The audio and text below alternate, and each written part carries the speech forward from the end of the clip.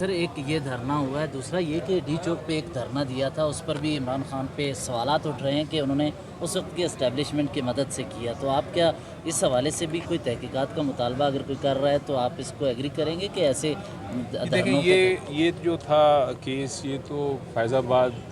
धरने के बारे में था और उसमें अदालत ने काफ़ी सारी डायरेक्शंस दी हैं हुकूमत पाकिस्तान को भी, इलेक्शन कमीशन ऑफ पाकिस्तान को भी, पेमरा को भी कि वो क्या क्या करना चाहिए उनको, ताकि कल को टेररिस्ट एक्टिविटीज़ ना हों और इस किस्म के मामलात पे कंट्रोल काबू पा सके स्टेट। तो उस लिहाज से हमें तो कभी कोई ऑब्जेक्शन नहीं था कि होना चाहिए जो इक़दामात डायरेक्शंस दिए हुए हैं।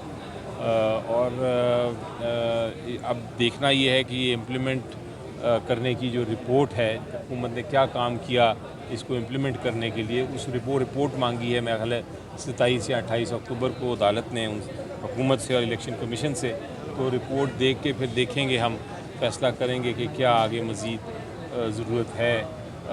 इस पर कार्रवाई करने की कि नहीं, और अदालत भी फिर फैसला करेगा सेकंड को, पहली तारीख को, कि क्या मज़ीद रिक्वायरमेंट्स हैं इम्प्लीमेंटेशन के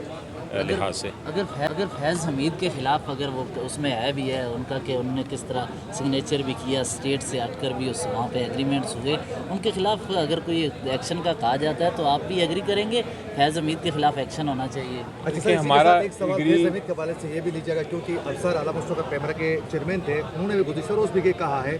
कि उस वक्त हमारे तरफ से जब हम चैनलों को बंद करते थे, जो उनकी कवरेज दे रहे थे धरना वालों की, तो उस वक्त बाकायदा फैज़ हमीद ऊपर से रिस्ट्रिक्शन देकर बाकायदा वो चैनलों में चलवाते थे तमाम चीज़ों को। तो उस हवाले से आप क्या कहेंगे? जी देखें, जहाँ तक सवाल है कि उसमें किसके ख़िलाफ़ एक्शन लिया जाएगा, पीटीआई का कोई ताल्लुक़ नहीं उससे, इसलिए जो जमात की तरफ से तो मैं बड़ा क्लैरिटी के साथ कह सकता हूँ कि कोई हमारा मौक़िफ़ ना इन फेवर या ना अगेंस्ट होगा। जो भी कानून कहता है उसके तहत जिसके ख़िलाफ़ भी कार्रवाई होनी है बेशक हो। जहाँ तक आपका सवाल था, आप ज़रा रिपीट कर दीजिए ताकि वो। सर, अफसर आलम उस वक्त पेमरा के चेयरमैन थे, उनकी जानिब से ये कहा गया है कि जिस वक्त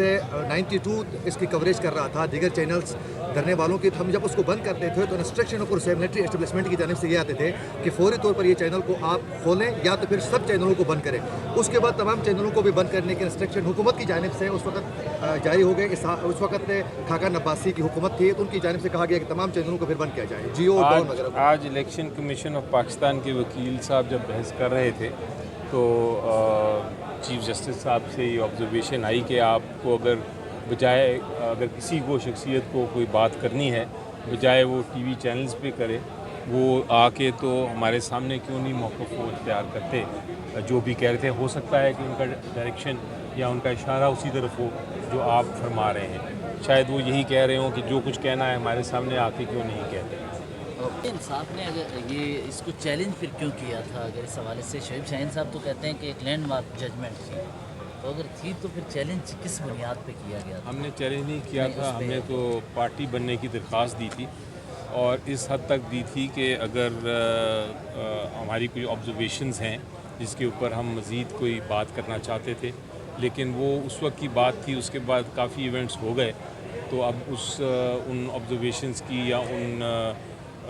वो बयान करने की वो ज़रूरत नहीं रही। हमने कभी जजमेंट को चैलेंज नहीं किया।